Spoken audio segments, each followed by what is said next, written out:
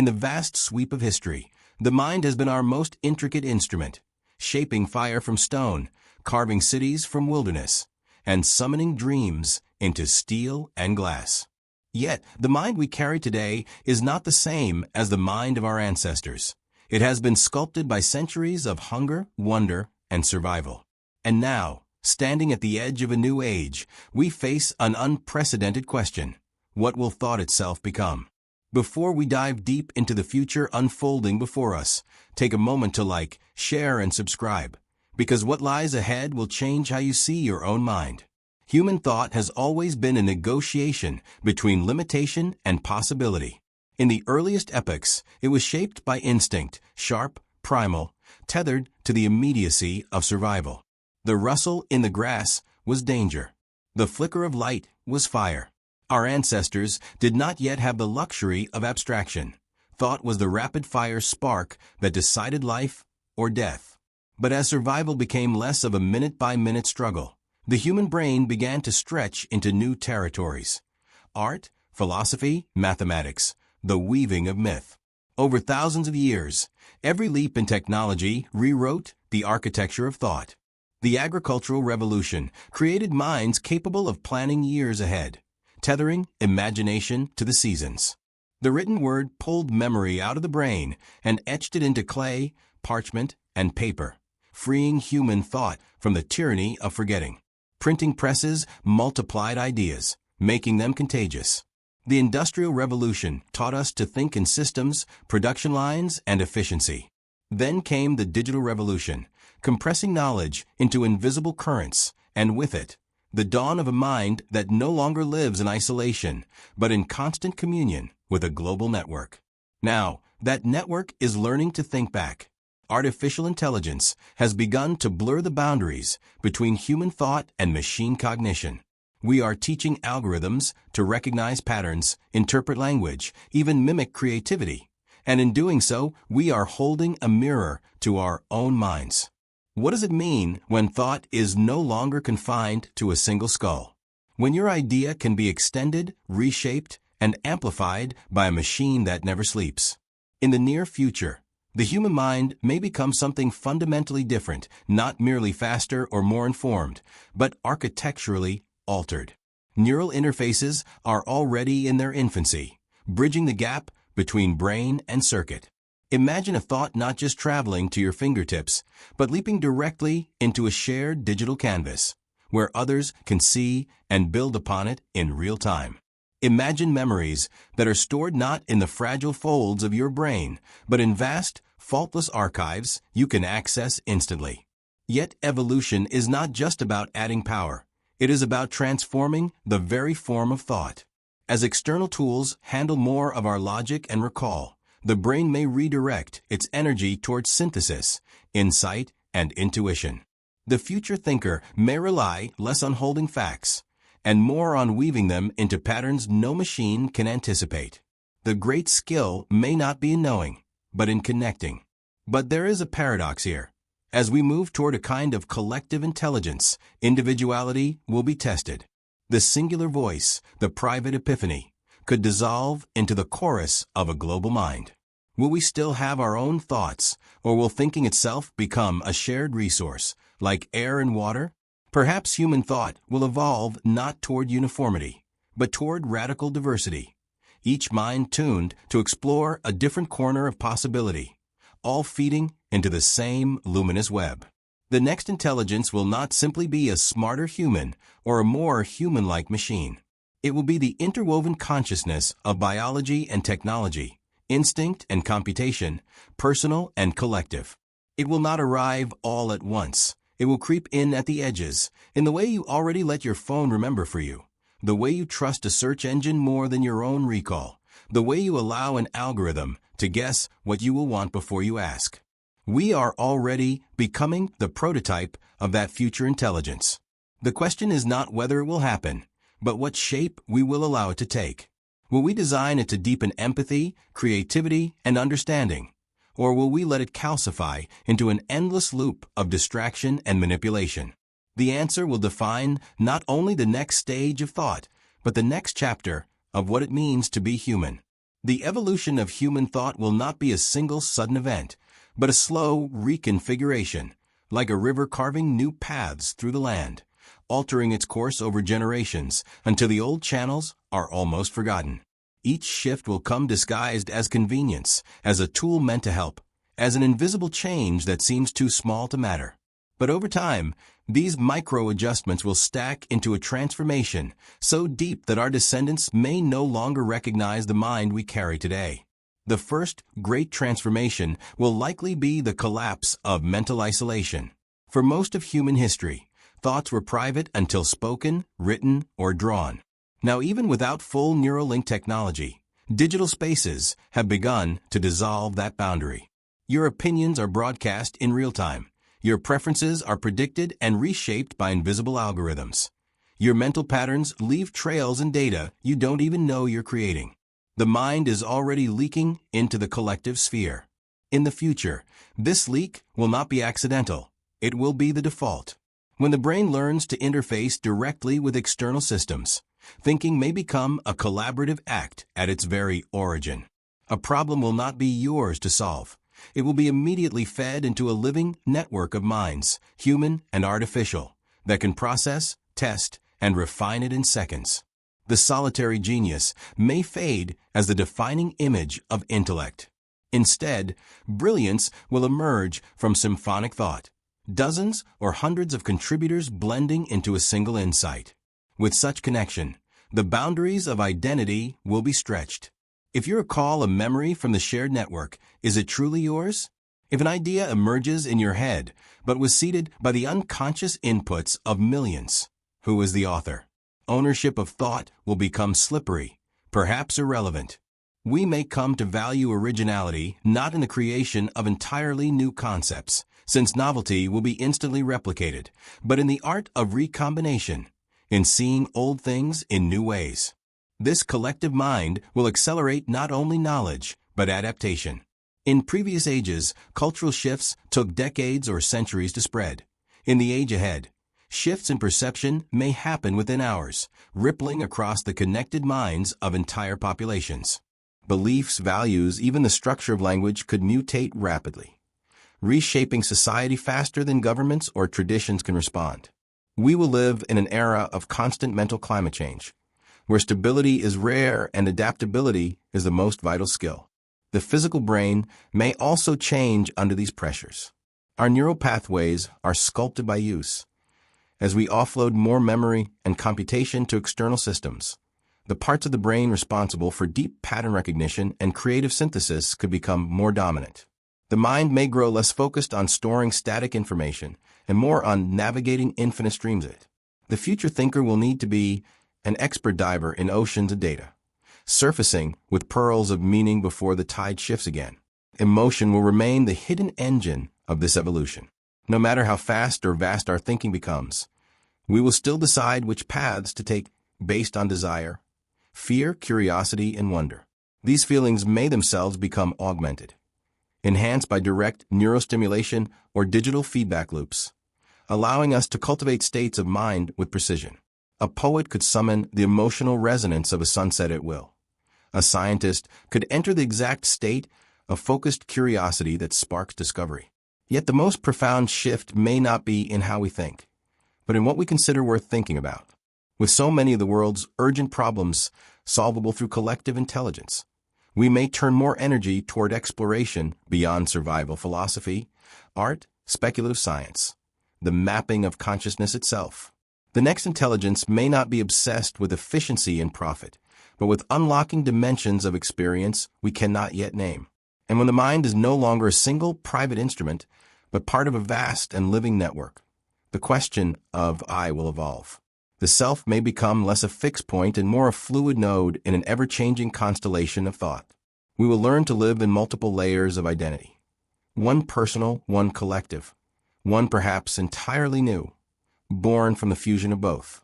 The next stage of human thought will unfold not only in the circuitry of machines or the plasticity of neurons, but in the spaces where they meet, in the subtle invisible exchanges between organic intuition and synthetic precision. We are entering a time where the boundaries between thinking with a machine and thinking as a machine will blur until the distinction feels meaningless. Cognition will no longer be a solitary echo inside the skull. The brain will become a dynamic port, an ever-open gateway through which streams of information, sensation, and analysis flow in both directions. Thought will no longer be constrained by the speed of synapses alone. It will extend into computational lattices capable of processing in parallel, generating countless iterations of an idea before it even fully surfaces in awareness. What we once considered a flash of inspiration may, in the future, be the visible tip of an invisible ocean of collaboration between mind and system. In this new reality, the human brain will function less like a vault and more like a conductor's baton, guiding the orchestra of data, sensation, and inference into harmonies that feel like intention. Memory itself will become elastic, blending personal recollection with the infinite archives of connected networks. A child born into such a world may never experience forgetting as we know it. Every moment of life, every fragment of knowledge, every passing observation will be retrievable with perfect clarity. But clarity is not the same as wisdom. The abundance of information will demand new mental architectures for discernment. Future thought will require layered filtering systems, both biological and artificial, that prioritize meaning over noise. It will not be the possession of knowledge that matters, but the skill to sculpt it into something that breathes. The thinkers of tomorrow will be artisans of attention, shaping the flow of endless data into forms that inspire, persuade, or reveal. Language itself will evolve in tandem with this transformation. As minds interface directly, the inefficiencies of spoken and written communication may give way to streams of pure conceptual exchange, compressed bundles of meaning that unfold in the receiver's mind as if they had been their own thoughts. Such direct transmission will erode the barriers of mistranslation, but it will also challenge the intimacy of misunderstanding, the strange, human beauty of saying something imperfectly and letting another find their own meaning in it. Imagination, too, will undergo a tectonic shift. No longer bound to the canvas of the mind's eye, the images we conjure will be rendered instantly into shared virtual spaces, tangible and navigable. The dream will no longer vanish at waking. It will persist as a place you can revisit, refine, and invite others to explore. Entire civilizations of thought could exist entirely within such constructed realities, built not from stone or steel, but from collective acts of imagining. Ethics will lag behind at first, as they always do. The ability to share thought will open the door to manipulation on a scale far greater than propaganda or persuasion. Minds could be rewritten subtly, not through argument, but through the planting of seeds so deep in the subconscious that they sprout as beliefs without ever feeling foreign. In the hands of the wise, such tools could accelerate empathy and unity. In the hands of the reckless, they could dissolve the very notion of free will. And yet, even with these dangers, the trajectory seems inevitable. Evolution is not a force that asks permission. It is the gradual momentum of possibility seeking form. The integration of human thought with systems of vast processing power will not strip away what makes us human. Rather, it may amplify it, forcing us to confront the deepest truths of our nature. In the friction between the cold logic of machines and the warm turbulence of emotion, a new kind of intelligence will emerge, one that belongs to neither entirely, yet draws from both. When this fusion matures, the human mind may no longer think in isolation at all. Each thought, no matter how small, could ripple outward, joining an invisible current of collective cognition that loops back into every connected being. In such a world, the phrase "my idea" may lose its meaning, replaced by something more fluid, an acknowledgement that all thought is, in some sense, a shared inheritance of the species. The mind of the future will be an ecosystem, not an island, a shifting living expanse where personal consciousness, collective memory, and machine precision feed into one another in a constant exchange. In such a landscape, thinking will no longer be confined to the pace of words or the sequence of linear logic. Ideas will bloom in parallel, branching into countless directions before collapsing back into forms that feel inevitable.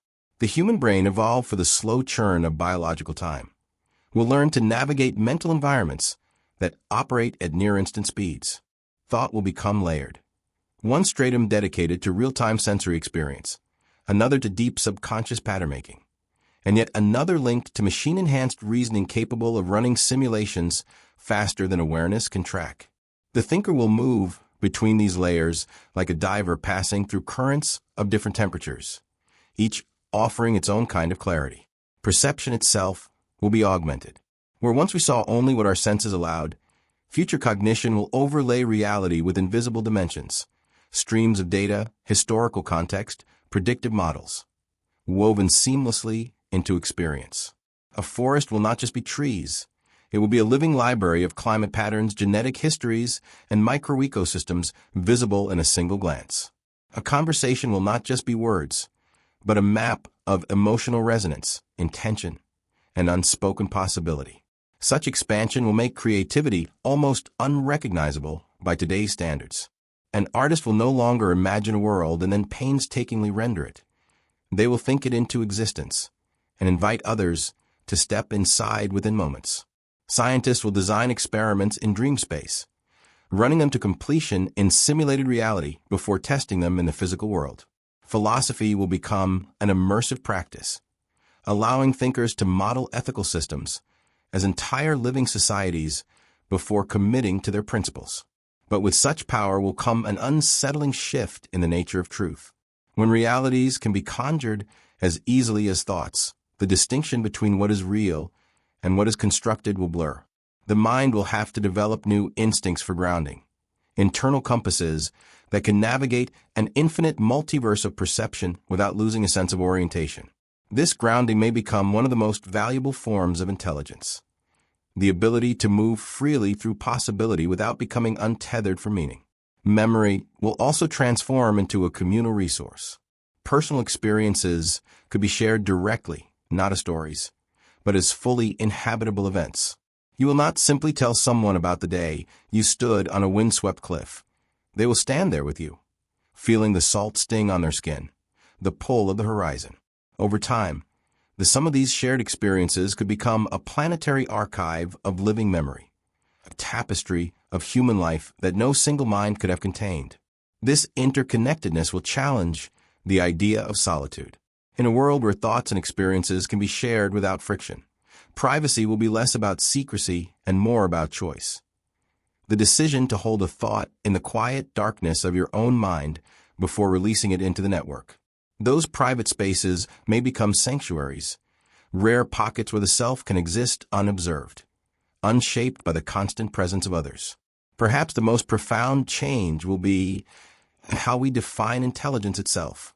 No longer measured by speed of recall or depth of knowledge, intelligence may come to mean something more fluid. The ability to navigate complexity with grace, to harmonize with a shifting collective, to hold contradictory truths without collapse. The mind of the future will not need to outthink the machine. It will need to dance with it, allowing each to amplify the other's strengths while tempering the other's blind spots. And in that dance, humanity may find itself in a position both ancient and entirely new, a species once again on the brink of becoming something else, aware enough to see the transformation as it happens, yet unable to step back from the current pulling it forward. The final horizon of human thought may not be a destination at all, but a continuous unfolding, an endless metamorphosis in which the mind reinvents itself with each new layer of possibility. The intelligence we know today, shaped by millennia of survival, curiosity, and storytelling, will be only the seed. From it will grow architectures of consciousness so intricate that they will make our present ways of thinking seem like crude sketches of a vast, unseen reality. In this future, the act of thinking will no longer be bound by the limits of a single lifetime. Minds will inherit more than genes and culture. They will inherit living streams of cognition, passed like rivers from generation to generation, carrying the sediment of countless insights, failures, and dreams. You may begin your life with the emotional wisdom of centuries already woven into you. Your first thoughts shaped by the echoes of minds long gone yet still present in the network. The boundary between self and other will continue to dissolve, but not into uniformity. Instead, individuality will become a matter of frequency, each mind resonating at its own pitch within the shared field. Some will specialize in deep intuition, others in complex synthesis, others still in the exploration of realms that exist only in thought. This diversity will be the engine of the collective, an endless interplay of perspectives that ensures the whole remains alive and unpredictable. Ethics will evolve alongside this expanded intelligence. The old frameworks, built for a world of separate minds and slow change, will be inadequate for an age where decisions ripple instantly across billions of consciousnesses. New moral systems will emerge, not as rigid codes, but as adaptive agreements, living principles capable of adjusting to situations too complex for static rules. Empathy will be less an aspiration and more a structural necessity, embedded into the architecture of shared thought to prevent collapse. The physical world will remain the grounding force in all this transformation. No matter how vast the mental realms become, the body will still anchor us in the rhythms of breath, heartbeat, and gravity. The next intelligence will not replace embodiment. It will deepen it, allowing us to experience the physical with unprecedented richness. A sip of water could carry not only the sensation of taste, but the entire journey of that drop through rivers, clouds, and ancient seas. Yet for all its grandeur, the evolution of thought will also carry a quiet danger, the temptation to abandon the slower, quieter parts of being human. In the rush toward constant connection, we may forget the value of silence, of unshared moments, of thoughts that belong to no one but ourselves. Protecting those spaces will be as vital as building the networks that link us. Without them, the self may dissolve too completely, leaving nothing distinct to contribute to the collective. Perhaps, in the end, the most extraordinary feature of the next intelligence will be its humility. For every mystery it unravels, new ones will arise. For every boundary it dissolves, others will appear farther out.